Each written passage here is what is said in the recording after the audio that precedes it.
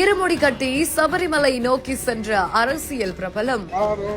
ஐயப்பா ஐயப்பா ஐயப்பா ஐயப்போ பகவதியே தேவியே ஈஸ்வரியே ஈஸ்வரியே.